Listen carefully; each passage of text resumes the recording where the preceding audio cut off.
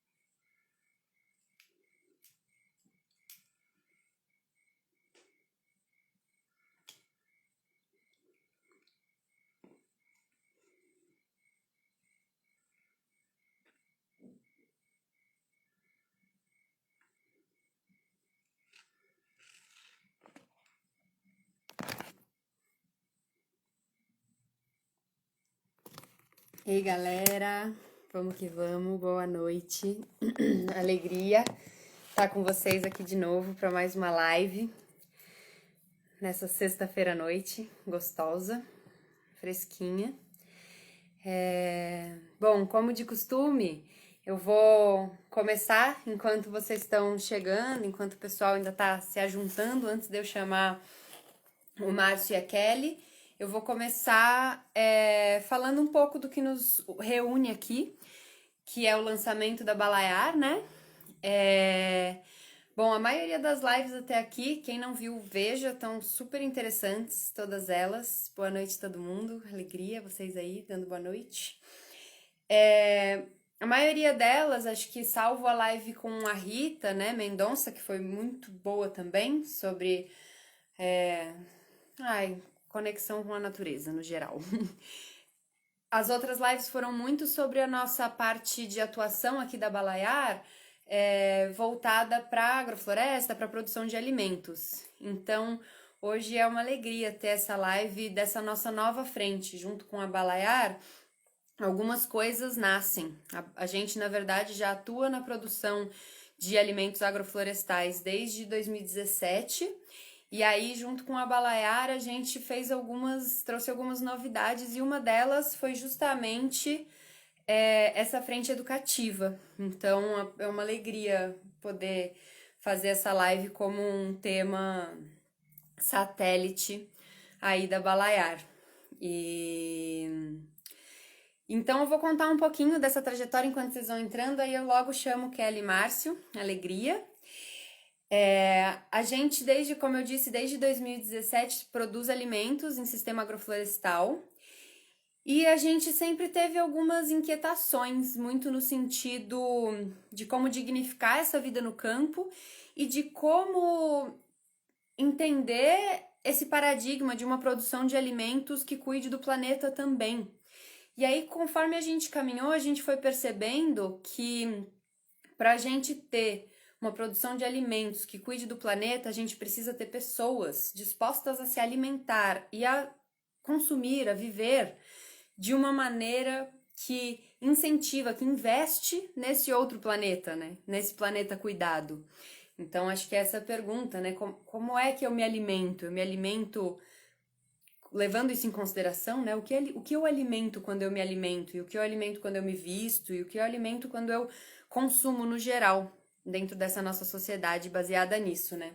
Então, um dia depois do outro, a gente foi percebendo que a frente educativa e de sensibilização eram fundamentais. Desde o princípio, a gente sempre teve um pouco essa frente educativa através do nosso voluntariado.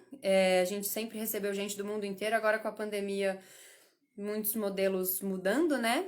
Mas a gente sempre recebeu bastante gente do mundo todo e sempre foi muito uma pedagogia do fazer, né? A gente vai falar muito mais sobre isso, mas essa pedagogia da prática, das pessoas estarem com a gente em campo e aprenderem assim. E atualmente a gente tem organizado vivências e cursos e parcerias com escolas, entre outras coisas, tudo dentro do que é possível. Tivemos muita coisa desmarcada também, mas sempre nessa proposta. Já rolaram alguns programas de estágio também aqui, às vezes a gente abre programas de estágio, que são muito interessantes também, e todos nessa filosofia da gente pegar problemas reais, desafios reais e questões reais, e se botar nossa criatividade e nossa força de ação em nome disso, nessa direção, com algo que realmente que seja real, né? Então, dada essa introdução, são muitas inspirações para esses próximos passos, que é enfim, a Balaiar que só está começando nessa parte da educação.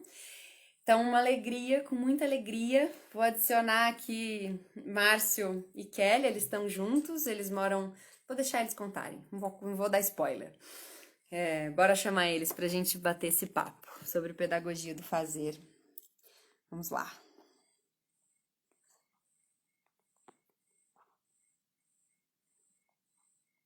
Aqui. Eles devem estar entrando. Vamos torcer para a internet hoje funcionar, porque é roça daqui, é roça de lá, é muita roça. Então,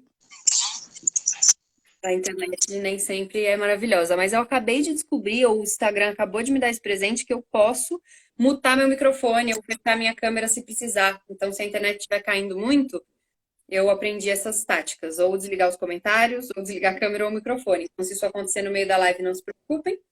E antes de receber vocês, só uma indicação: se vocês tiverem perguntas, podem, por favor, fazer naquele quadradinho que tem uma interrogaçãozinha aí embaixo, porque me ajuda a organizar vocês todos que estão assistindo.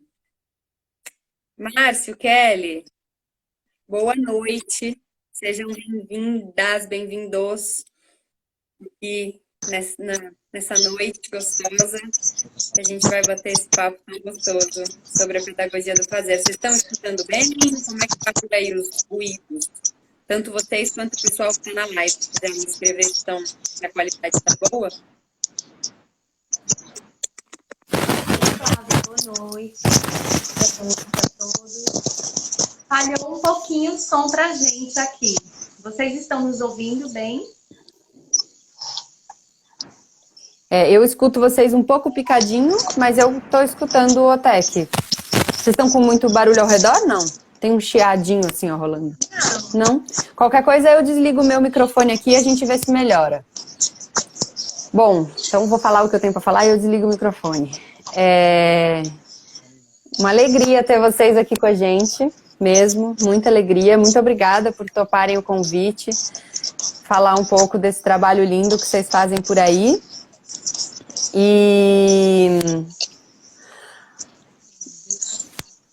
Bom, acho que a gente, se tiver, eu tô vendo aqui os comentários, se tiver muito ruído, se vocês tiverem um fone, às vezes ajuda, que aí coloca e bota talvez um em cada orelha aí de cada um, igual eu fiz com o Rafa na live que a gente tava junto aqui.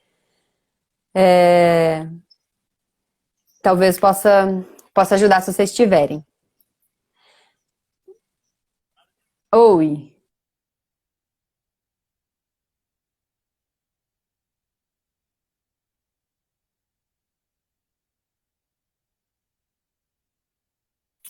Vocês estão ouvindo bem?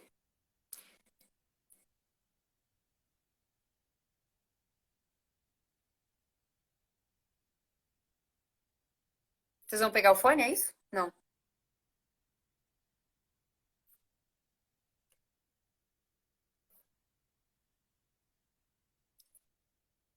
Melhorou? E vocês estão ouvindo eles direitinho? Márcio, vocês estão ouvindo a gente? Como tá? A gente, no caso eu?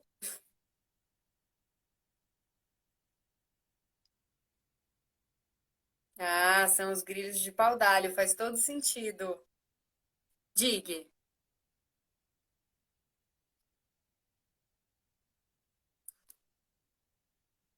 Perfeito, tranquilo. Então vamos. Sim, tranquilo. Vamos esperar um minutinho, gente.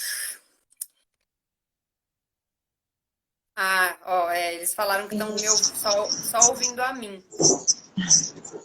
Mas eu acho que o ruído Vocês estão deve vendo ser a os mão grilos. agora? Sim, Normal? mão mexendo, estamos vendo. Ah, tá bom. Se vocês tiverem um fone, eu acho Deu que vai certo, melhorar sim. o ruído. Vocês têm? Ah, mas já melhorou bem. Ah, boa, arrasou, Kelly. Eles não estão falando ainda, gente. A gente já estamos chegando lá. De roça para roça tem detalhes técnicos. Eles estão chegando. Já já vocês vão escutar eles, eu imagino. Isso aqui pode entrar.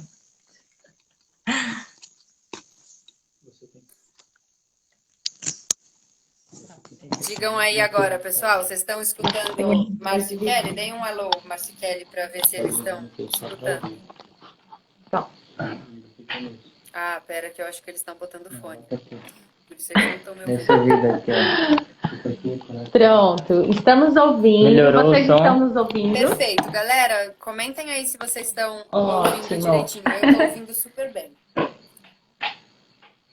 Bom, então boa noite. É uma alegria estar aqui, Flávia, compartilhando um pouco com você e com o pessoal que está aí, um pouquinho da nossa história aqui, da Escola Rural Waldorf Turmalina.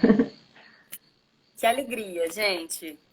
Bora começar com vocês contando um pouquinho, assim, de cada um de vocês e como vocês chegaram até onde vocês estão hoje, ao que vocês fazem hoje e a vida de vocês hoje. Certo. Pode começar, Kelly. Então tá bom. Na verdade, assim, eu sempre considero, Flávia, que foi um chamado. Eu atendi a um chamado. Eu trabalhei por 15 anos numa escola em Poá. Poá fica na Grande São Paulo, região do Alto Tietê. E foi uma das vivências mais ricas, assim, que eu vivi na minha vida. Foi esse tempo que eu passei lá. E dado um momento assim da minha vida, veio um grande revertério. Eu tomei uma grande decisão que foi sair de São Paulo, voltar para o Nordeste e também sair da escola, né? E sair inclusive com a decisão de que não queria, pelo menos por um bom tempo, dar aula. E fui para o interior aqui de Pernambuco, uma cidade chamada Sanharó, agreste pernambucano, onde vivem os meus pais. E não demorou, em maio, eu atendi a um chamado, que foi um chamado de uma professora muito querida, a Luísa Lameirão, que eu gosto muito, para dar aula junto com ela aqui na formação no Recife. E quando eu cheguei aqui, eu me deparei com toda essa história linda, né, que estava se desenhando. Então já tinha um grupo de pessoas assim, com mãos e corações muito ativos nesse processo, né, de nascimento da escola. E veio esse chamado para assumir uma turma, que no caso era a turma a princípio, 6º ano, né? E eu disse não a esse chamado, disse não por 3 vezes, e na terceira vez eu já tinha vindo aqui conhecer o espaço. E aí eu fiquei realmente encantada, fiquei assim, muito mexida, e nessa terceira vez eu já não consegui mais dormir. Passei uma semana sem dormir, só pensando na história, né? E eu falei, gente, esse foi o chamado. Então eu cheguei aqui por um chamado, um grande chamado que eu atendi e que hoje sou muito grata por ter ouvido. Maravilhoso. Sim.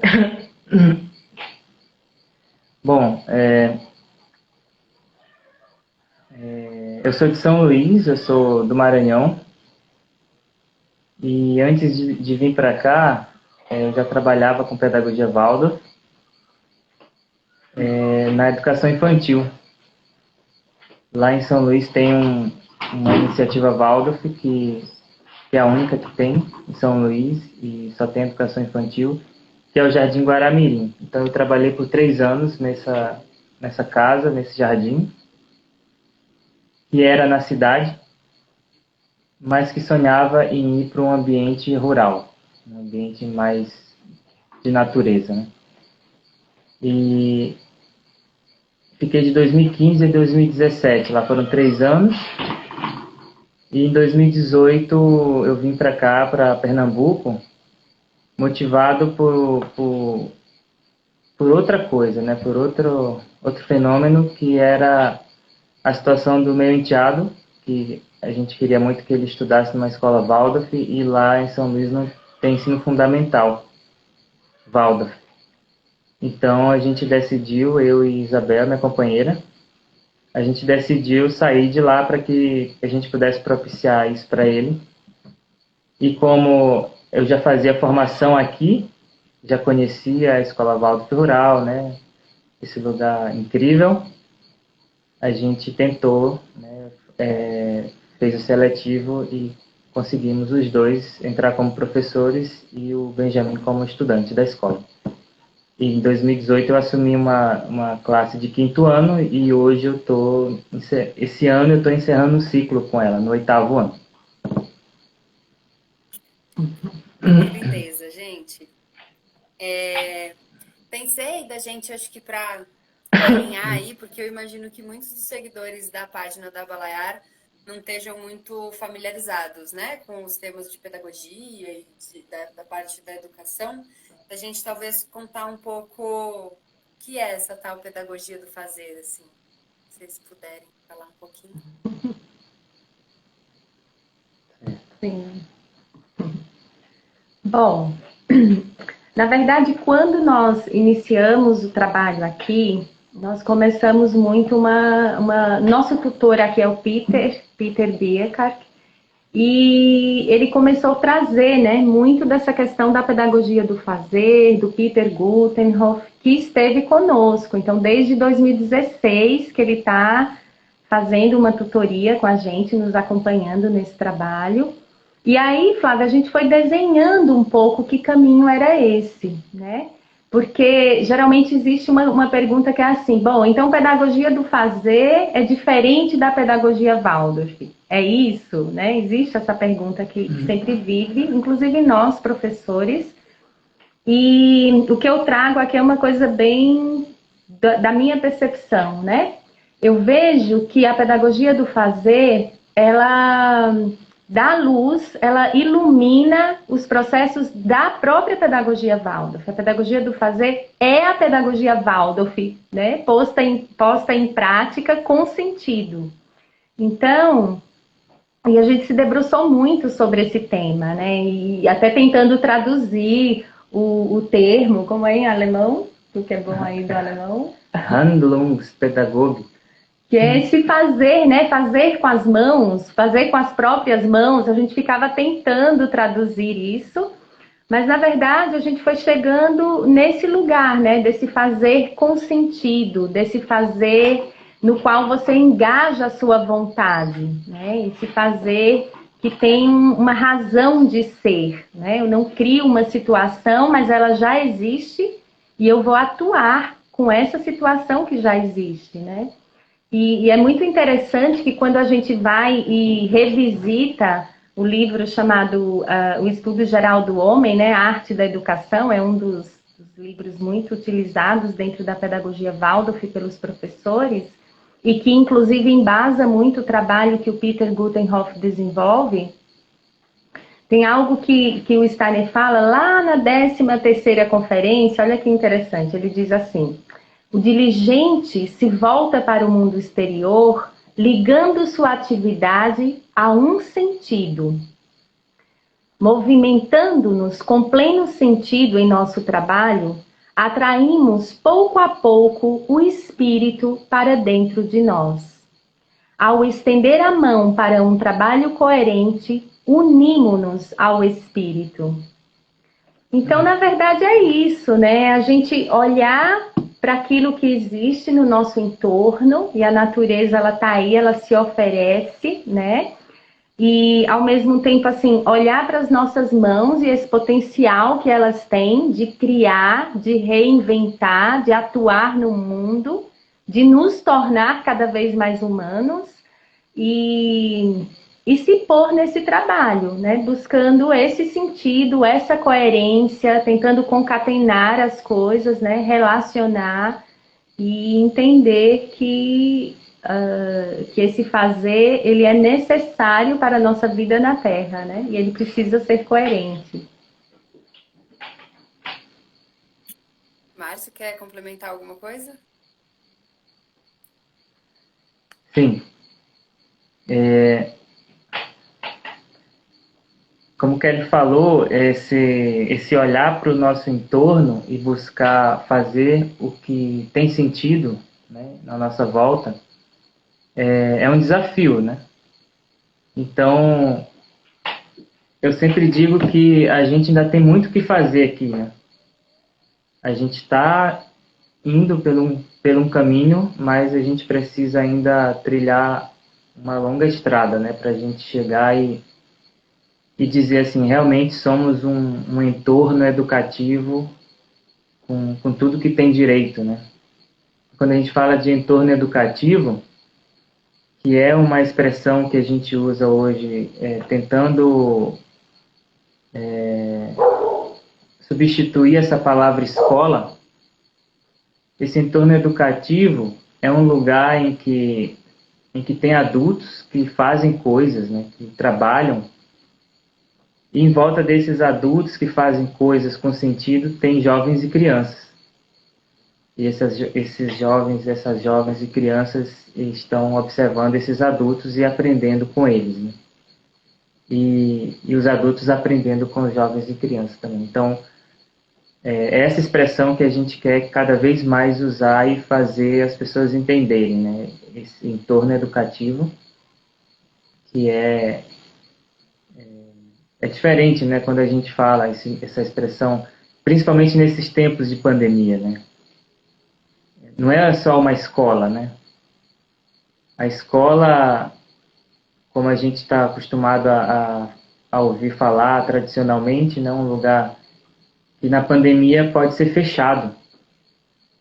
E depois que acabam os decretos, a escola abre de novo e as crianças voltam, e os jovens voltam. Mas o entorno educativo, ele é infechável. Né? Esse entorno educativo é um lugar vivo que precisa da gente, né? Tem plantas que não podem parar, tem animais que não podem parar no lockdown e eles estão precisando da gente, né? E nesses tempos a gente cada vez mais quer que as pessoas entendam o que é esse entorno educativo, que é diferente de uma escola convencional, né? Maravilhoso, Márcio. Fala, Kelly, por falar. Não, eu ia trazer assim que exatamente isso, né? Essa questão de quando você está nesse entorno educativo, você tem o agricultor e você tem o marceneiro, né? E você tem a cozinheira e você tem a planta para cuidar e você tem os animais para cuidar e a gente, na verdade, vai aprendendo com esse entorno. Então, para mim, assim, esse foi o desafio mais lindo dentro dessa vivência toda, né? A gente poder aprender. É claro que tem algo que a gente traz da nossa vida, então me lembro muito da minha infância, assim, do meu pai, junto com meu tio, com meu avô, plantando roçados imensos de não sei quantos hectares, era muita terra, né? E as crianças ali, naquele entorno, ora querendo ajudar, ora brincando, né? Mas de alguma forma participando disso. E quando eu chego aqui na escola e começo a me deparar com essa, né, realidade nova de poder lidar com a agricultura, trabalhar na agricultura, trabalhar atuando com os animais, porque foi isso que aconteceu. Então a escola aqui ela surge, né, como se fosse uma extensão da escola que existe no Recife, a Waldorf Recife. E nós começamos com 2 turmas, sexto e sétimo anos, e 18 alunos que vinham do Recife de ônibus para cá, né? E ali a gente começou a fazer algo que era, para mim, pelo menos, uma novidade muito grande, né? Ter dentro desse período que nós estávamos aqui, um tempo todos os dias para atuar com a terra, para atuar com os animais, né? Com as plantas, com a natureza de uma forma muito mais intensa. Então aí a gente já começa a instituir, né, o que a gente chama dentro da escola do trabalho de campo, que a gente está transformando também, né, e indo para esse lugar do sistema de manejo integrado, mas todos os dias, por um período de 1 hora, né, nós estávamos atuando no campo com as crianças. E sempre achando que isso era pouco e tentando ainda buscar outros espaços nos quais isso pudesse acontecer. Mas, ao mesmo tempo, tentando aprender, né? Então, esse entorno educativo é esse lugar onde a gente está sempre aprendendo, né? Aprendendo, trocando um com o outro, vivendo as experiências. É lindo isso, né? Dar uma vida. Nos encontros com o Peter Gutenhofer, ele fala isso, né? Que ele traz ele traz muitas provocações, né? Ele é muito alguém que faz isso maravilhosamente. Mas esse lugar de o que dentro de uma escola atualmente é vivo? O que nos nossos processos educativos é vivo? Quando você chega num espaço que já está limpo, que tem a comida feita, pronta, comprada, varrido, a lousa está apagada, está tudo feito, o que a gente vai fazer? O que vai nos estimular a fazer realmente coisas vivas, né? Assim, o que precisa ser feito? Se nada precisa ser feito, o que eu estou fazendo aqui, né? E isso é muito lindo, é uma provocação muito, muito bonita. E aí eu acho que eu queria pedir para vocês talvez contarem um pouco como é que tudo isso se dá na prática, contar um pouco do trabalho de vocês aí, no torno educativo, como tem sido esse tecer aí na Turmalina? Eu acho que a gente pode fazer 2 imagens. A gente pode começar falando de como era antes da pandemia e falar como está hoje durante essa pandemia, né? Até para trazer os desafios, né? Isso, e falar dos desafios. Então, como uma professora pioneira, né, Flávia, eu peguei esse início, então como a gente começou com o trabalho de campo, como eu disse, eram 2 turmas e nós tínhamos 3 frentes de trabalho. Então, uma frente que atuava na agricultura, uma frente que atuava numa relação direta com o cuidado com os animais e desculpa, dos animais não, com a questão do lanche, né? De fazer o lanche, de fazer o alimento, de prover o alimento, e outra frente que estava mais ligada a uma questão da manutenção, né? Do espaço e do que era necessário ser feito nessa manutenção e também de bioconstrução. E de repente isso foi se ampliando no decorrer dos anos. Então eu pego uma turma até o sexto, levo até um oitavo, então esses 3 primeiros anos da escola, a gente foi dando passos, né? E muito em cima de experimentação. Então a gente tinha esse trabalho de campo e a cada semana o grupo assim, ia para um outro trabalho, né? E a gente fazia esse rodízio por semana. E a gente percebeu, nossa, não dá, a gente precisa de mais tempo, né? Viver mais tempo esses processos para que isso realmente possa ganhar corpo, né? E a gente possa, inclusive, as perguntas possam surgir e a gente possa se colocar para resolvê-las. E aí a gente começou, então, que nesses grupos de trabalho de campo, eles começavam a ficar por um mês, uma época inteira à frente de um trabalho, né? E com os anos foram entrando e surgindo outras frentes. Com novos colegas chegando, surge a possibilidade da gente ampliar esse trabalho, né? Então, da agricultura a gente passa a trabalhar mais com os animais, a entrar com o trabalho da compostagem, as frentes de lanche já não dava para ser uma só agora, tinham que ser mais frentes, porque a gente tinha mais crianças, mais jovens na escola, né? Então, os passos foram sendo dados nesse sentido. E aí, quando eu finalizo com minha turma, eu tomo a decisão de ir para o jardim de infância. E foi um grande desafio, eu preciso dizer, né? Porque eu saio desse lugar onde eu tinha os meninos maiores e trabalhando com a terra e a enxada na mão, né? E vivendo um processo também de como isso foi acontecendo. E chego agora nessa atmosfera do jardim de infância, onde o adulto faz, né? O adulto trabalha, o adulto se engaja e a criança vive isso de alguma maneira, né? E vai se despertando para isso a partir do processo da imitação e desse crescimento dela que vai acontecendo. Então foram surgindo também dentro desse percurso ideias juntamente com os colegas, né? Então, puxa, olha, daria para a gente ter uma frente de trabalho de campo dentro do jardim de infância, no qual nós tivéssemos alunos mais velhos lá trabalhando, né? E que as crianças pudessem vivenciar isso de alguma maneira nesse espaço. Então isso começou a acontecer, né? A gente começou a levar esse trabalho para vários lugares da escola, né? E a partir daí também começa esse nosso desejo de aprimorar, né? Vamos dizer assim, vivificar e conscientizar mais esse nosso trabalho, que é quando a gente começa a querer relacionar mais as coisas e começar a entender como uma coisa está ligada à outra, né? Aquilo que eu pratico na agricultura, no roçado, isso tem uma relação íntima com o que vai acontecer na cozinha e com o que acontece na compostagem e com o que acontece com os animais, né? Então a gente está nesse passo agora.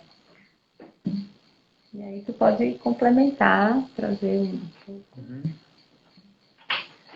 Bom, antes da pandemia, ele já falou um pouco como era no jardim, né? Como é, na verdade, no jardim. A gente tinha muitas mãos trabalhando todo dia, né? Na escola. E esse trabalho era dividido em grupos. A gente chegou a ter mais ou menos uns 15 frentes de trabalho, né? 15 grupos de trabalho durante o trabalho de campo. E esses grupos eram divididos entre a agricultura, tinha mais de um grupo na agricultura, tinha mais de um grupo na feitura da alimentação, do lanche, tinha grupo trabalhando na marcenaria, grupo trabalhando na jardinagem, grupo trabalhando na compostagem, nos resíduos, na limpeza, né? Lavar banheiro e tudo. Então a gente chegou a ter entre 15 e 16 grupos trabalhando no horário de trabalho de campo, né? Que é o primeiro momento do dia na escola. Quando logo que eles chegam, né, eles têm o acolhimento, eles fazem o poema e vão trabalhar no campo, às 8h15. E no Fundamental 1, do primeiro ao quarto ano, as turmas ainda ficam com o seu professor, né? Vez ou outra tem atuação de outros professores, outras pessoas do entorno também, mas os menores eles ainda ficam muito com os seus professores e antes da pandemia eles atuavam na jardinagem, no viveiro de mudas, na alimentação. Eram esses grupos, né? E o roçado, E o né, roçado do terceiro ano. do terceiro ano. No terceiro ano ele faz um roçado de milho, de feijão. E a partir do quinto ano, que é essa transição para o Fundamental 2, os grupos eles passam a ser mistos. Então, estudantes do quinto ano trabalham com estudantes do oitavo, com estudantes do 11º ano, né? Tem os menores e os maiores trabalhando juntos. E aí eles já saem um pouco desse entorno imediato da sala deles, com seus professores, e já vão conhecendo mais o entorno maior da fazenda, né? E aí eles vão trabalhar na agricultura, também em roçado, jardinagem, marcenaria e outros grupos que eu já falei.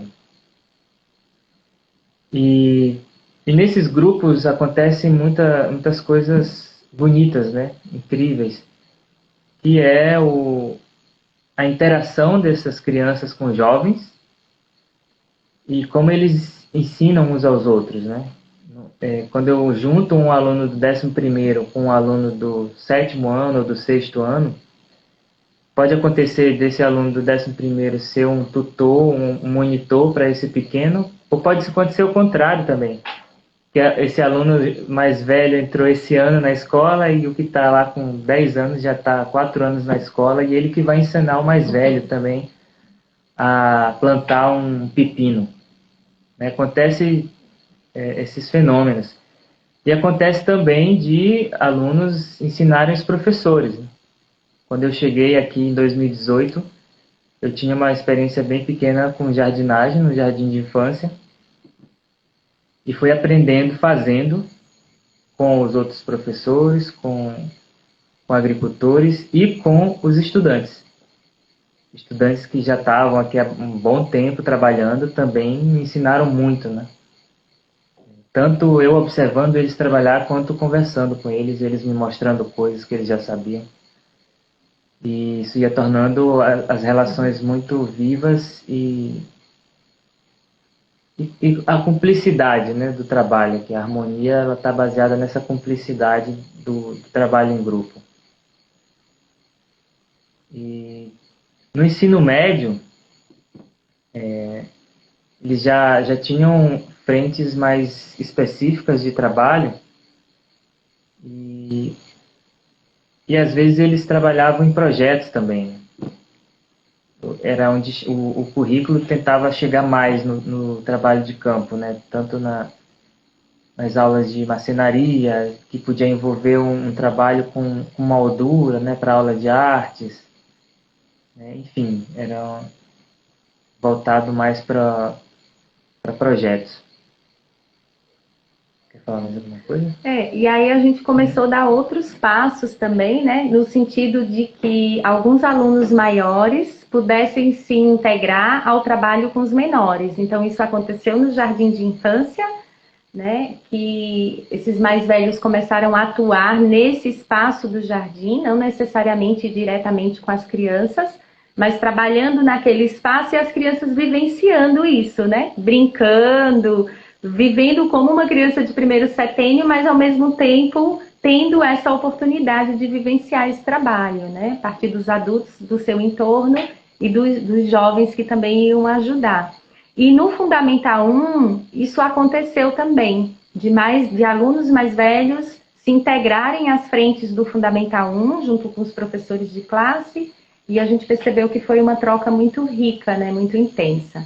Agora, nem tudo são flores sempre, né? Nem precisa dizer que quando os meninos chegaram aqui, principalmente no início, era uma luta, assim. Então, era um aprendizado para a gente, era um aprendizado para eles, né? E eu me lembro muito, assim, de um documentário que eu assisti há bastante tempo atrás, do Instituto Alana, né? Que hoje ele é conhecido, ele está na internet, né? Mas Criança, Alma do Negócio, ou A Criança e o Consumo, e lá mostrava essa relação, né? Da criança que sabia todas as bandeiras de telefonia celular, mas não conhecia uma manga, não conhecia um chuchu, né? Algumas coisas assim do nosso dia a dia, aquilo que está no teu prato no dia a dia, né? O que não sabe que o leite vem da vaca e não vem do supermercado. E é como se isso fosse, de alguma forma, afastando a criança, né? Cada vez mais daquilo que é humano e de si própria, né? De si própria, dos reinos da natureza. Então, era, assim, muito notório isso, quando a criança ia pegar uma ferramenta, assim, como aquilo era estranho a ela, né? Como o próprio corpo era algo estranho a ela. Então, uma coisa sem tônus, né? Sem força, sem vigor, sem vontade.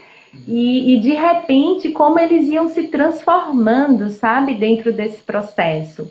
Eu sempre conto, assim, de um aluno que eu tinha, que no começo reclamava e eu vou morrer porque isso é trabalho escravo. E eu dizia, meu querido, deixa para morrer depois que o trabalho acabar, porque sua força é muito importante, eu preciso dela agora, né? Então, e a gente levava um pouco isso na brincadeira e a coisa ia acontecendo. E assim, 2 anos depois, esse aluno estava no grupo de trabalho de campo pedindo peso. Olha, me dá um trabalho que seja com carrinho de mão e que eu tenho que carregar coisas pesadas, né? Então é muito lindo como eles também vão se transformando dentro desse processo do trabalho, né? Se apropriando deles próprios e criando uma relação totalmente diferente, como eu disse, né? Com esses reinos. E nós, adultos também, porque é isso, né? O ambiente está ali, ele está pedindo. O Peter Gutenhoff, acho que foi ele que trouxe, né? Essa coisa de que as maçãs estão pedindo para ser colhidas, né? Ele deu o exemplo da maçã. Então a gente tem um bananal, está pedindo para ser cuidado. A gente tem as cabras e elas estão pedindo para a gente colocar cercados, porque se não colocar cercados, elas vão comer o nosso roçado, o milho que a gente acabou de plantar. Então, a gente vai nesse processo aprendendo, né? Dia a dia, com a dificuldade que surge, mas também buscando a superação, né? E conversando muito. Então, é dentro desse processo que a gente hoje vive, né? Aí vem pandemia, e foi um grande desafio para nós, como o Márcio trouxe, né? Está sendo. Porque agora a gente também está tendo que reinventar tudo, como todas as pessoas. Então já não temos, assim, os meninos aqui conosco todos os dias, né? Eles vêm alguns dias por semana. Não temos todos os alunos, as crianças e jovens, porque cada família lida de uma forma com a situação que a gente vive hoje, né? Esse contexto. Então, algumas famílias ainda precisam ficar mais resguardadas, né? E as crianças acabam acompanhando, claro, esse processo. Então, a gente tem poucas crianças, poucos jovens, mas o trabalho está acontecendo. Aqueles que vêm sempre estão engajados e trabalhando junto com a gente, cuidando desse entorno, né? Aprendendo a cuidar. E eu lembro muito de uma frase que o Peter Gutenhoff trouxe, que ele dizia assim: o amor é a intensificação do ser do outro, né? Amar é intensificar o ser do outro. E no dia a dia a gente vai aprendendo que esse outro não é só essa pessoa que me acompanha no meu dia a dia, né? Que é meu companheiro de trabalho, meu companheiro de jornada, de caminhada, de aprendizados. Mas esse outro é o animal que está ali no ambiente, é a planta, né, que está pedindo para ser cuidada, que conta para a gente quando é o momento da poda, né? É a árvore que está assim cheia de frutos para serem colhidos e a gente tem que ficar inventando coisas, né? Uma safra de jabuticaba. Oba, o que a gente pode fazer com jabuticaba? É geleia, é pão, é bolo e o que mais, né? Então, a cabra está dando muito leite, e agora? O que a gente faz? Né? Bom, vamos tentar vender o leite, mas aí vamos fazer queijo, vamos fazer, né, outras coisas com esse alimento que chega. E a própria relação com a terra, né? Então, entender que a terra ela não está aí para me servir, né? Mas servir-nos uns aos outros, cada um conforme o dom que recebeu. Então, eu atuar na terra para vivificá-la, para fortalecê-la, né? Então, é um pouco nesse sentido que a gente vem tentando trabalhar nessa questão de olhar para essa ação, né? Para esse manejo e esse trabalho como algo que tenha sentido, né? Não só para nós, mas para as crianças e para a terra como um ser, né? Ai, gente, quanta inspiração. E uma coisa que... Pode falar. Pode Não, falar. só... Pode... Pode ir. Já eu faço as É que perguntas se der do conta, pessoal. a gente vai, né, Márcio? Não, eu queria falar desse momento da pandemia, que houve uma quebra, né? No trabalho, houve uma quebra na vontade de trabalhar, né? Também, porque a gente sente, né? Quando os jovens e as crianças, principalmente os jovens, né? As crianças menos, quando eles voltam para a escola depois de um bom tempo em casa, né? Isso afeta mais os jovens pela idade, pela característica desses jovens. Para pegar no tranco de novo, né? Tem que empurrar algumas vezes, né? E até a bateria ficar bem carregada, a gente tem que botar eles na ladeira, né? Empurrar. Mas eu tenho me surpreendido nas últimas semanas porque eles pegaram no tranco rápido, né? Isso mostra que, por mais que os jovens, que é a idade que eu trabalho, eles têm essa fase de reclamação, de não querer, não, eu sou do contra, mas a gente sente que isso é um pouco da boca para fora, né? Porque eles mostram na prática que eles estão querendo isso, né? Que eles estão precisando disso, na verdade. E a gente tem feito um bom trabalho assim, na agricultura nessas últimas semanas, o 8º ano, o 7º ano, o 9º ano, e dá gosto de ver eles trabalhando, né? Trabalhando, sorrindo, conversando e brincando também, né? Ai, gente, que coisa linda. Vou primeiro falar uma coisa e aí eu vou para as perguntas, que tem várias perguntas pulando aqui. Que eu lembro do Peter falando uma coisa que eu achei muito linda e que tem a ver com isso que você estava falando. Agora eu não lembro mais, acho que é a Kelly que estava falando, que é o quanto essas atividades, elas criam, quando elas vêm desde pequeno, né? A nossa capacidade de empatia. Porque a gente, nesse momento de infância, primeira infância, juventude, acho que quanto mais cedo, mais a gente tem essa capacidade de perceber o mundo por outras vias, né? Por outros sentidos, que não só a nossa cabeça e o racional. Então, que é o que a Kelly falou, eu consigo me conectar com a percepção de que o milho está pedindo para ser colhido, de que a banana está pedindo para ser manejada, e aí isso me traz uma capacidade tão essencial para a vida inteira e que a gente compreende ela de um lugar muito profundo, né? No Manifesto da Escola da Ponte, o José Pacheco traz isso, né? Mas está lá no manifesto do Projeto Âncora, que é qualquer aprendizado, ele só existe quando qualquer conhecimento, ele só existe quando ele é autoconhecimento. Então, para ele ser autoconhecimento, ele precisa estar dentro de mim. E para ele estar dentro de mim, meu corpo precisa ter vivenciado aquilo. Se meu ser não vivenciou a empatia, como é que eu vou ter o conhecimento verdadeiro, né, desse lugar?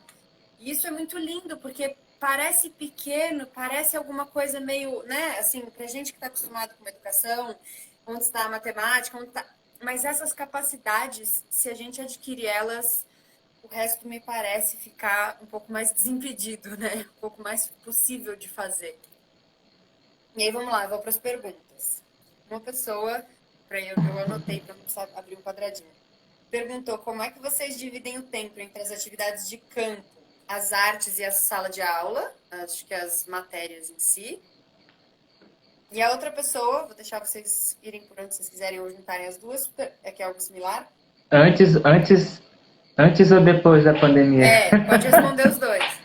E a outra professor perguntou Tá bom. como que é a partilha e a organização entre os professores no dia a dia. Então, é um pouco como essa divisão entre professores e com os jovens, com os alunos. Eu acho que é importante a gente dizer, né, que na escola, isso antes da pandemia, eles ficavam o dia todo. Então, eles chegavam às 8 da manhã e ficavam até às 4 da tarde. Na verdade, às 10 para as 4 a gente estava se preparando, né, para sair, porque a gente ainda tem hoje praticamente metade da escola, talvez um pouco mais, que vem do Recife para cá, né? Recife, outros de aldeia. Então, só para vocês saberem, a gente está a 40 quilômetros do Recife, numa cidade chamada Paudalho, que é zona da mata pernambucana, né? Então, uma boa parte dos nossos alunos viajam para estar aqui, mas eles ficavam o dia todo antes da pandemia. Se quiser falar um pouco do que... Tá. Então, o ritmo até o março de 2020, ele das 8 às 16 horas, os estudantes chegam até as 8 horas, né? 8 horas, 8h15, a gente faz o acolhimento, as turmas recitam os poemas da manhã com os professores e vai para o trabalho de campo às 8h15 até às 9h15, é onde os grupos trabalham. Às 9h15 eles vão para a sala tomar o lanche, que foi feito pelos grupos de estudantes que estavam no grupo do lanche. Então, o grupo que fez para o fundamental, o grupo que fez para o ensino médio. E eles lancham e depois eles têm um intervalo para brincar, conversar, correr. E depois eles vão para as aulas, né? Aula principal, né? A aula de época. A aula de época vai até 11h30. E 11h30 às 12h20 tem a primeira aula de matéria. Das 12... Peraí que entrou uma ligação aqui, eu recusei. Das 12h20 às 13h20 era o horário do almoço. E depois 13h20 às 2h10 tinha uma aula de matéria, depois uma segunda aula de matéria e depois uma terceira aula de matéria até às 10 para as 4. E às 4 horas eles estavam indo para casa. Os ônibus que vão para Recife, para Camaragibe estavam saindo e os que moram aqui no entorno estavam indo com suas famílias. Eu acho que é importante... Tá, e uma das nossas metas, né, que, como eu falei no começo, né, a gente ainda tem muito que caminhar, uma das nossas metas é sempre estar relacionando o currículo da pedagogia Waldorf, de cada turma, de cada segmento, relacionar esse currículo com o campo, com o trabalho de campo. Então a gente tinha esse horário de 1 hora para trabalhar no campo, mas não significava que a gente só trabalhava essa hora no campo. Então, muitas vezes a gente saía em outras aulas para fazer algum trabalho no entorno, né? Na agricultura ou na marcenaria. E até aula de matemática dava para fazer na horta, né? Tudo dava para ser relacionado. Então, é uma das metas também nossa, cada vez mais relacionar esse currículo com o que o entorno está pedindo também. Pode falar.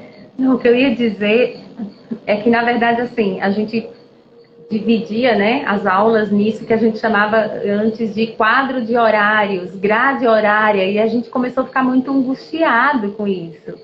E aí a gente nomeou de cerca viva, e começou, de alguma forma, a querer também derrubar essas cercas, né? Então, é nesse caminhar que a gente vem, né? Se fortalecendo para isso. E os meninos estão dizendo isso para nós, né? As crianças, os jovens estão nos dizendo isso. Não dá. Eles não querem mais sala de aula, não é mais isso, né? Então, a gente vem tentando se fortalecer cada vez mais nessa questão do entorno educativo, entender que tudo tem o seu potencial de aprendizado, né? e que eu não preciso estar dentro de uma sala de aula, dentro de uma coisa super formatadinha para que o aprendizado possa acontecer. Pelo contrário. Então, a gente vem nesse processo de vivificar as nossas cercas e, quiçá, derrubá-las em algum momento, né? Eu vi que a professora Márcia de Fortaleza perguntou aí se os alunos fazem o almoço. Não. Eu acho que ela está anotando as perguntas. É que apareceu Pode ali, aí eu li. responder. Eu ia falar exatamente isso. Abre o A microfone para falar cozinha, aí. né? O almoço não. O almoço é feito pela cozinha e que tem a chefe da cozinha, a dona Dalva. Nossa gestora especial. E ela, com a sua equipe, ela prepara o almoço, né? Os estudantes, eles preparam o lanche. A dona Dalva é o nosso entorno educativo da cozinha, né? Tem ela, a Kátia e a Val. E a gente tem esse desejo, sim, de em algum momento ter um grupo de trabalho atuando nesse momento, né? Do almoço, mas não conseguimos dar esse passo ainda. Eu vou fazer a pergunta, mas talvez pensando de passar as fotos, tentar, gente, de um jeito super, vou virar minha câmera e apontar para vocês pro computador, mas só para vocês verem um pouco umas fotos que eles me mandaram. A pergunta que eu ia fazer é, diante de tudo isso, vamos lá, falando do período pré-pandemia, então. Quais são os maiores desafios, assim, desde burocráticos, que eu imagino que tenham muitos, até outros desafios, assim, de fazer isso acontecer, de fazer o que vocês enfrentam. Enquanto vocês vão falando, eu vou botando as imagens, pode ser? Sim. Quais são os desafios, professora Kelly? São muitos, né? Bom, como toda escola, nós estamos ligados, né, a uma regional de educação. Em São Paulo chama Delegacia de Ensino, aqui chama Gerência, né, de Educação, Gerência Regional de Educação. Então, a gente tenta dialogar bastante, né, tentando levar o que somos para eles. Mas é claro que sempre tem alguns entraves, né? Sempre tem algo que choca aí em alguns momentos, mas estamos conseguindo. Então, isso que o Márcio falou, né? Essa busca de estar sempre integrando aquilo que a gente está vivendo no trabalho de campo, as matérias, a gente tem conseguido dar esses passos. Então, o trabalho da química super relacionado com os processos da compostagem, né? Com os processos da própria agricultura, o trabalho com viveiro de mudas, o trabalho com cuidado com bananal, né? E como relacionar isso com os conteúdos do dia a dia, com a matemática, com o português, com a geografia, com a história. Então, a gente vem tentando aprimorar isso e... Na verdade, assim, em termos de horas, a gente tem até excedente de horas, né? Por tudo que a gente faz e pelo fato da escola, então, estar o dia todo. Então, a gente vem, de alguma forma, lidando com esse desafio. Tem esse desafio de que nós estamos, como eu disse, né? Zona da Mata Pernambucana. Nós entendemos que esse entorno não é só esse entorno das pessoas que de alguma forma trabalham aqui, então tem o agricultor familiar, né? Tem o agricultor que está no processo à frente do CSA, tem as pessoas que trabalham na serralheria, tem a marcenaria, mas também esse entorno são todas as crianças e jovens que de alguma forma vivem, né, aqui nessa cidade, nesse contexto de entorno estendido. E nosso desejo é chegar cada vez mais, né, e de alguma forma intensificar essa relação. Nos processos da gestão, a gente já conseguiu dar passos, bastante passos, não vamos entrar aqui neles, mas são passos importantes e acho que, de verdade, eu não consigo ver nenhum desafio assim, nossa, esse é o bicho-papão, não consigo, talvez o Márcio consiga.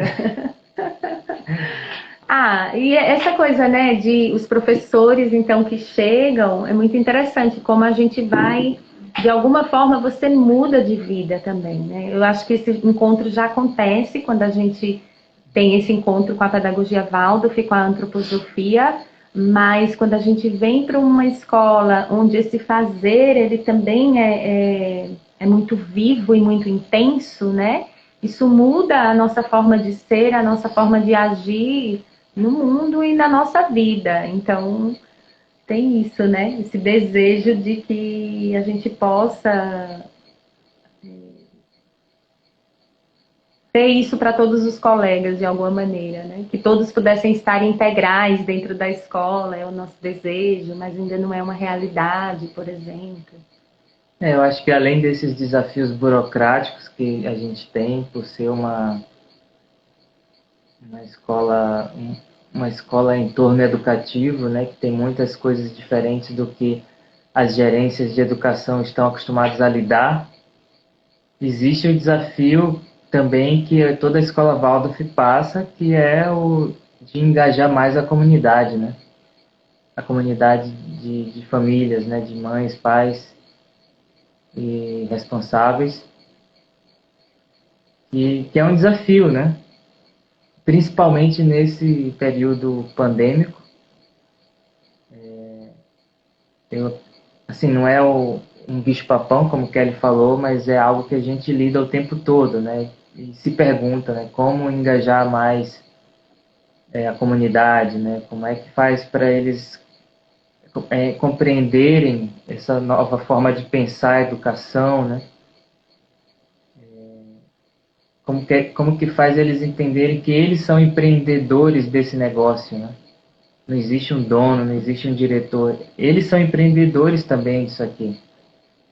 Então eu acredito que isso é um desafio que a gente lida com ele sem muito alarde, assim, né? É uma coisa que a gente sabe que existe em toda escola Waldorf. E nesse período de pandemia, como a gente tem menos mãos trabalhando, mais se faz necessário essa compreensão desse entorno educativo que está aberto e precisa de mãos. E tem sido lindo como as famílias têm chegado, né? É bom que sejam mais, mas as famílias têm chegado, têm colaborado e têm colocado a mão na massa. Acho que a pergunta que a Lísia tinha, imagino que tenha sido sanada, né, Lísia? Que era sobre como é a atuação dos pais. Sobre a atuação das famílias, dos pais, eles participam.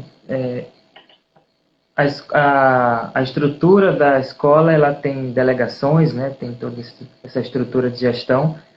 E os pais e mães, eles são convidados a participar, né? Então, as delegações, elas têm famílias e têm professores também, né?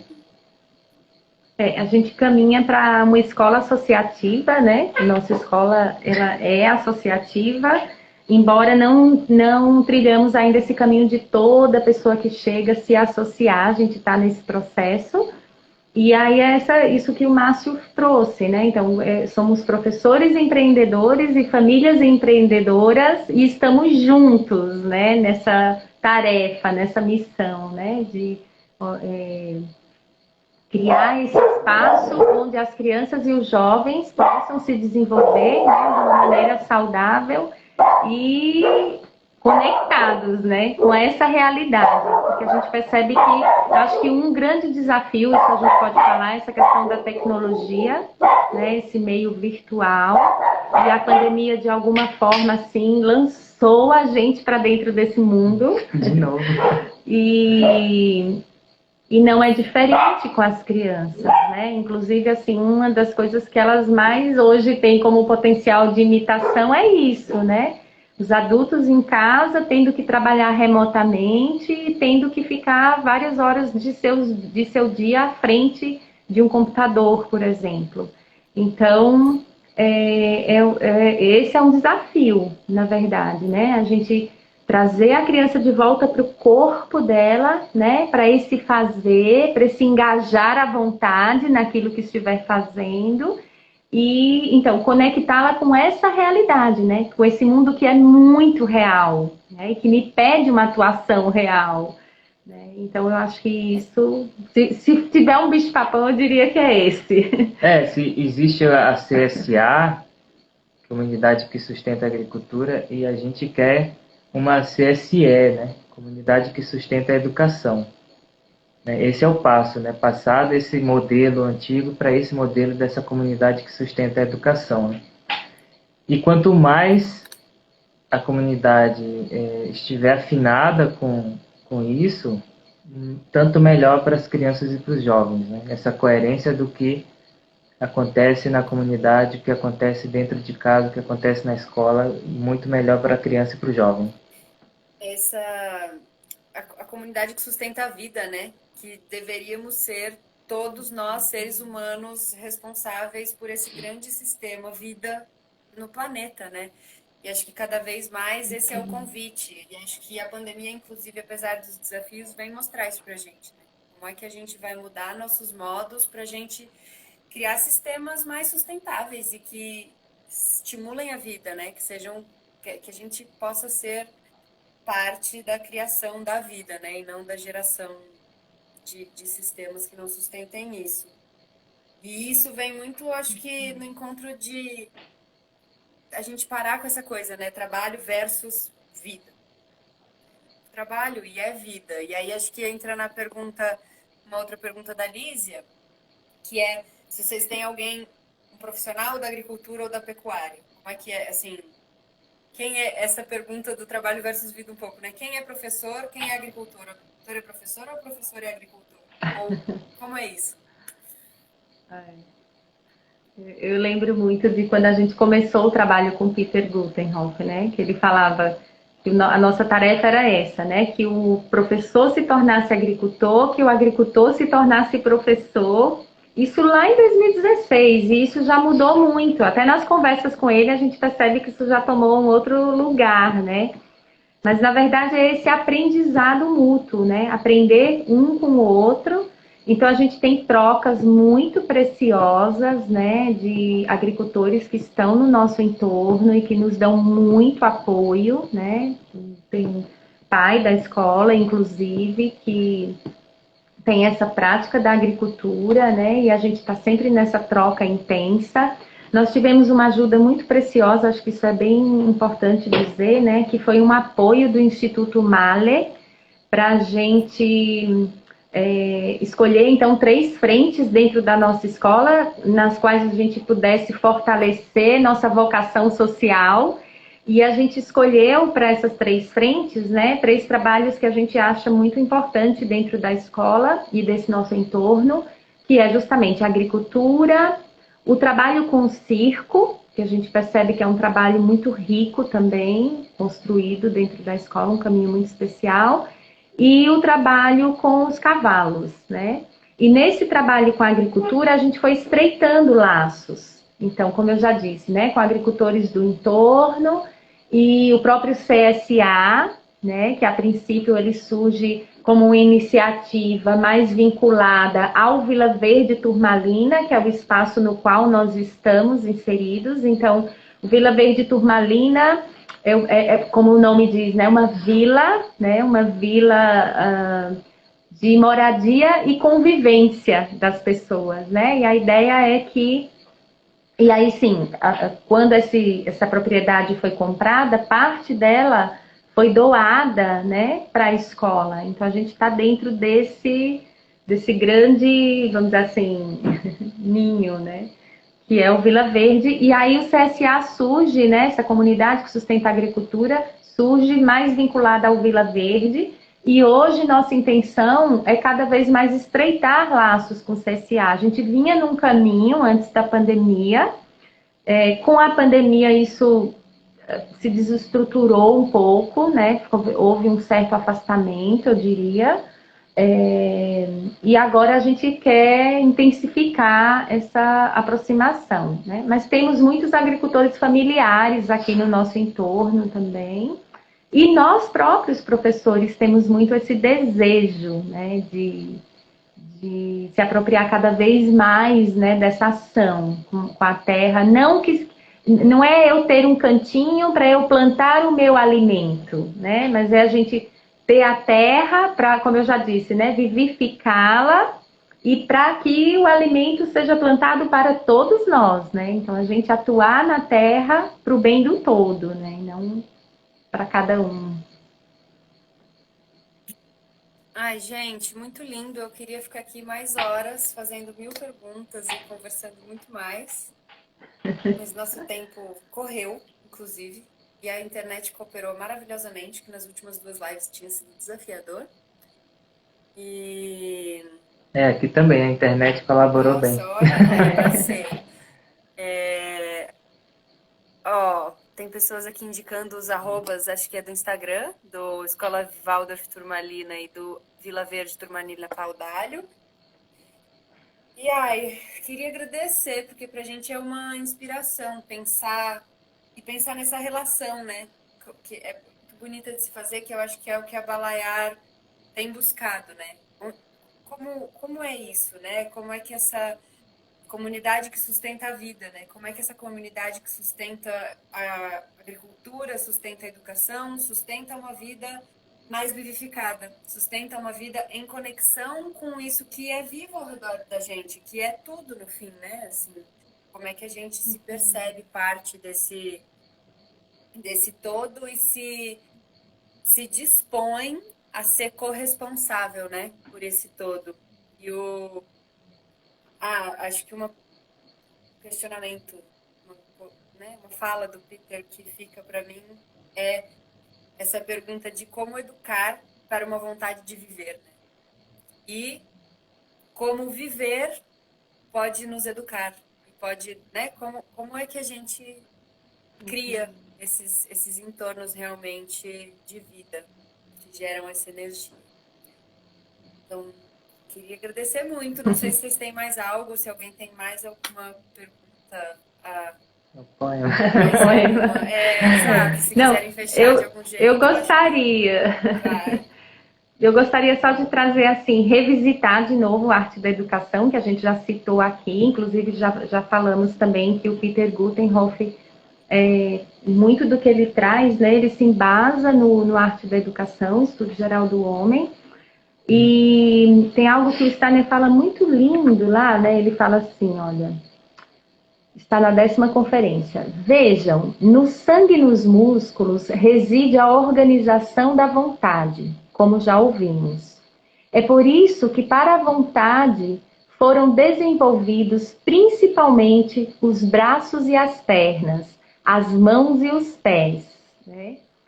Aí depois vou pular um pedacinho e aí ele diz: se quiserem, pois, estudar como a vontade se manifesta nas formas do corpo, nas formas corporais exteriores do mundo, estudem braços, pernas, mãos e pés. Então, educar através da vontade, isso é, por meio dos membros. Então, que de fato possamos, né, pôr nossas mãos, nossos corações a serviço e que o nosso trabalho, ele cada vez seja um trabalho, cada vez mais, né, com sentido, né, um trabalho um trabalho vivo, né, um trabalho que promova a vida, né, para todos. E aí a gente queria fechar com um poema, né? Eu quero agradecer também a Flávia, agradecer por ter conhecido vocês. Eu olhei as fotos no Instagram também. Um lugar bem bonito, né? O trabalho lindo que vocês fazem. E feliz por conhecer o trabalho de vocês também. E assim que essa tal pandemia sabe, acabar, depois gente... que... Exatamente. Isso. A gente faz um intercâmbio. Já está combinado, Com certeza. Né? Que inclusive o trabalho de vocês com o CSA está incrível, Ai, né? gente, Tá muito incrível. Assim. Acho que esse é o grande desafio, né? Vocês falaram do bicho-papão, acho que ele é o mesmo. Como é que a gente se conecta com essa vida e cria essas comunidades, né? Se engaja uns com os outros. Mas vamos um passinho depois do outro, a gente chega lá. Bom, então a gente escolheu um poema que é diferente a gente sempre tem um trecho do livro Khalil Profeta, do Khalil Gibran, que nos acompanha na nossa caminhada, no nosso trabalho, mas hoje a gente trouxe um diferente. Ele é do Vinícius de Moraes e ele é um trecho de um poema enorme do Vinícius. Um operário em construção. Ele desconhecia esse fato extraordinário, que o operário faz a coisa e a coisa faz o operário. De forma que certo dia, à mesa, ao cortar o pão, o operário foi tomado de uma súbita emoção, ao constatar assombrado que tudo naquela mesa, garrafa, prato, facão, era ele quem o fazia. Ele, um humilde operário, um operário em construção. Olhou em torno, gamela, banco, enxada, caldeirão, vidro, parede, panela, casa, cidade, nação, tudo, tudo que existia, era ele quem o fazia. Ele, um humilde operário, um operário que sabia exercer a profissão. O operário, emocionado, olhou sua própria mão, sua rude mão de operário em construção. E olhando bem para ela, teve um segundo a impressão de que não havia no mundo coisa que fosse mais bela do que sua mão. Então, que possamos colocar nossas mãos a serviço do mundo. Assim E agradecer seja. também por esse encontro que foi muito especial. Muito obrigada, viu, gente, Obrigado. pela abertura, pela disposição, pela partilha. E vamos botar nossas mãos aí à obra. Bora. Gente, Obrigada, a todo Flávia. mundo, Um viu, que beijo. esteve aqui com a gente. Beijo, Simone. Beijo, Tati, querida. Saudade demais de vocês também. Beijo grande todo mundo. E se alguém não viu a live, pegou no meio, ela vai ficar gravada. Então, se quiserem indicar de alguém ver e tal, fala que tá gravada no IGTV da Balaiar. É isso aí, gente. Dani também, um beijo. Boa noite. Tchau, boa Tchau, noite. beijo.